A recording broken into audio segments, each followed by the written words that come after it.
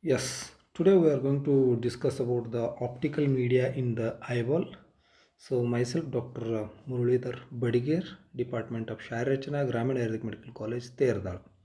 So already we know the eyeball consists of mainly two parts, layers, and interior to the eyeball there is a fluid and the lens. The fluid and the lens helps for the accommodation of the light rays.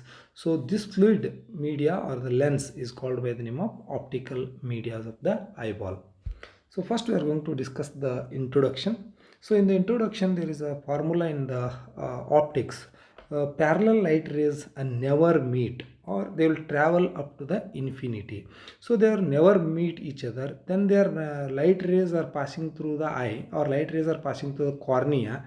The light rays passing inside the eye. If they are not converging on the retina, then image formation is not possible.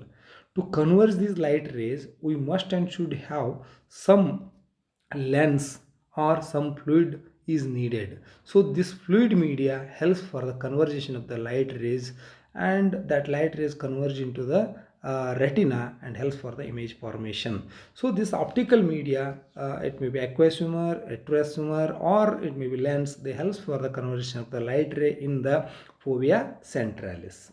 So this optical medias are three types. One is the aqueous humor, another one is the lens, another one is the vitreous humor.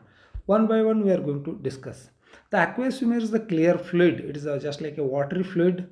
It is located in the anterior segment of the eye. See, there is a segments of the eye. The lens here, posterior to the lens is the posterior segment, anterior to the lens is the anterior segment. So vitreous humor is present in this anterior segment. So ignore this posterior segment. So only concentrate on the anterior segment. Anterior segment means anterior to the lens, posterior to the cornea, whatever the area is there, this is called by the name of anterior segment. So it means in the anterior segment aqueous humor is present. So this aqueous anterior segment of the eye is divided into anterior chamber and the posterior chamber. See, this is the anterior segment. Anterior to the lens is the anterior segment. So this anterior segment is further divided into anterior chamber and the posterior chamber. How it is divided? The anterior segment is divided into anterior chamber and posterior chamber by the help of the iris. So this iris divides the anterior segment into posterior chamber and the anterior chamber. So this posterior chamber communicating with the anterior chamber through a opening called pupil. See in this picture, this is the posterior chamber, this is the anterior chamber. This posterior chamber is communicating with the anterior chamber through the pupil. Pupil is the opening in the iris, circular opening in the iris. So next we are going to discuss about this aqueous humor, how it is going to form and how it is going to circulate. The aqueous humor is formed by the help of capillaries of the ciliary process.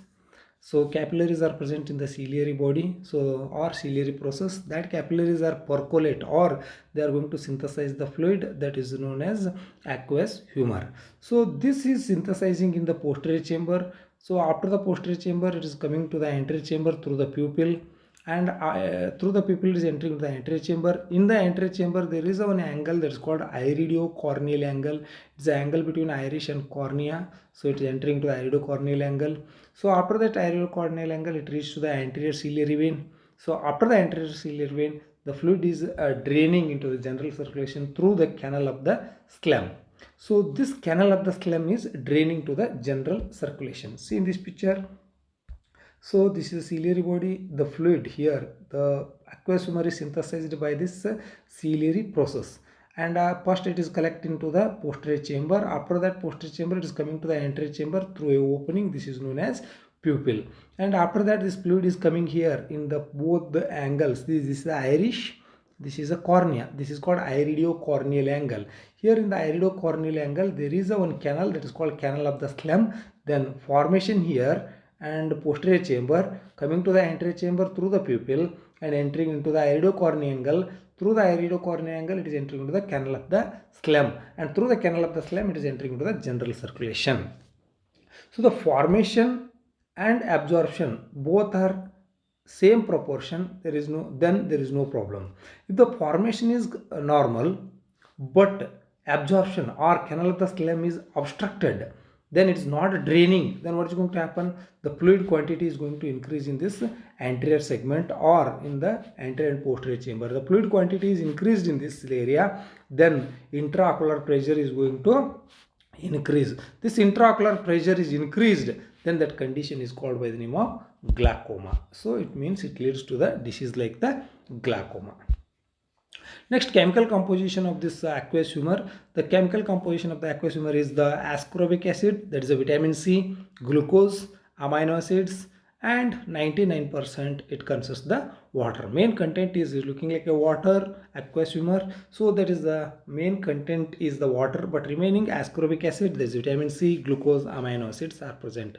And main function of this one is the nutrition to the cornea and the lens. Already you know the lens and cornea are vascular, so that lens and cornea are supplied by the or get the nourishment or nutrition from the aqueous humor, and aqueous humor act as a refractive media for the accommodation of the light rays.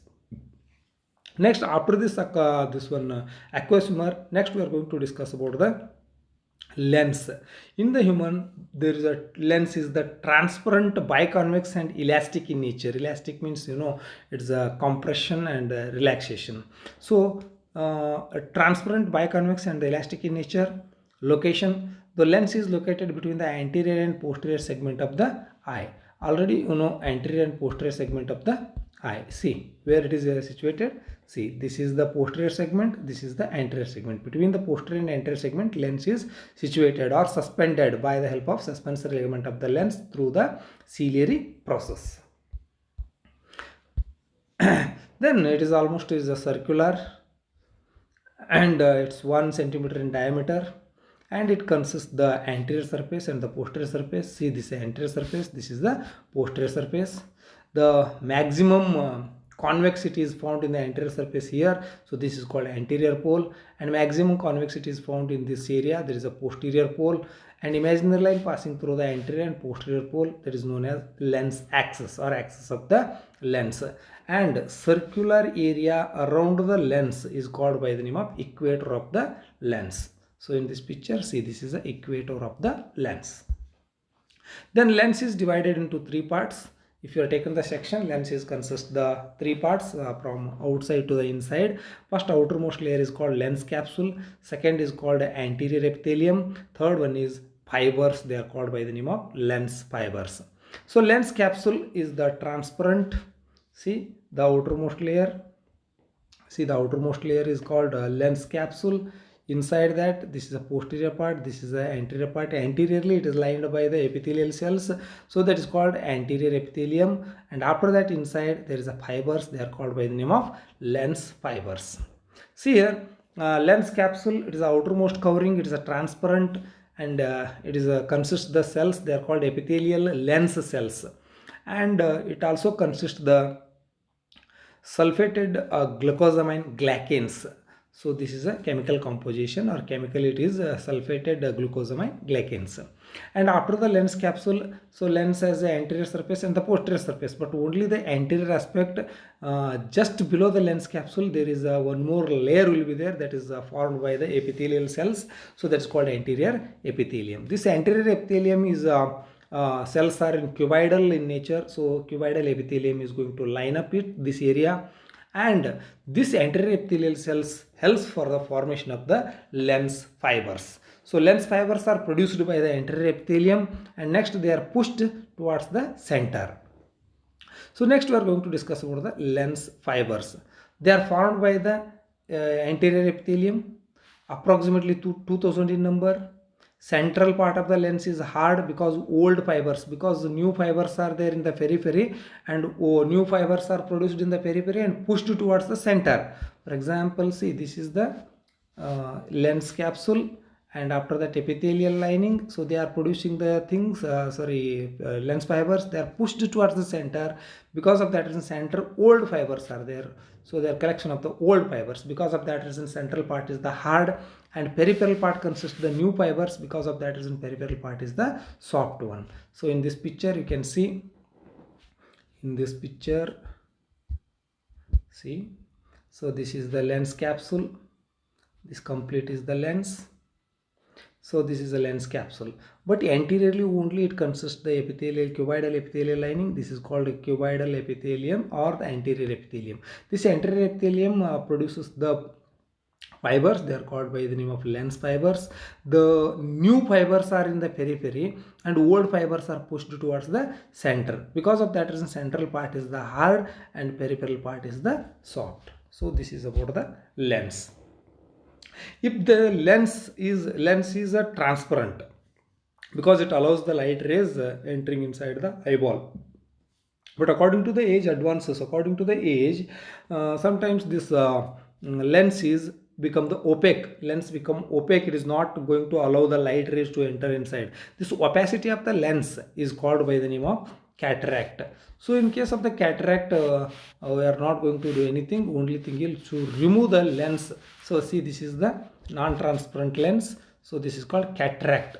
So if the cataract occurred, then what's going to do? We are going to do the surgery and remove the lens. So that is called by the name of cataract surgery. See, this is the difference between the normal and this is the non-transparent or opaque lens.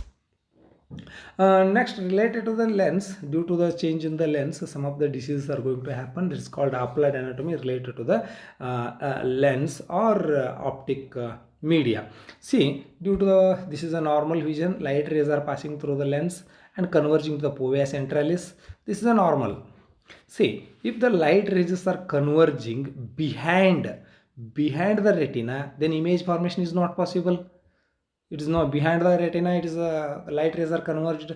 So in this condition, image is not going to form. So this is called hypermetropia.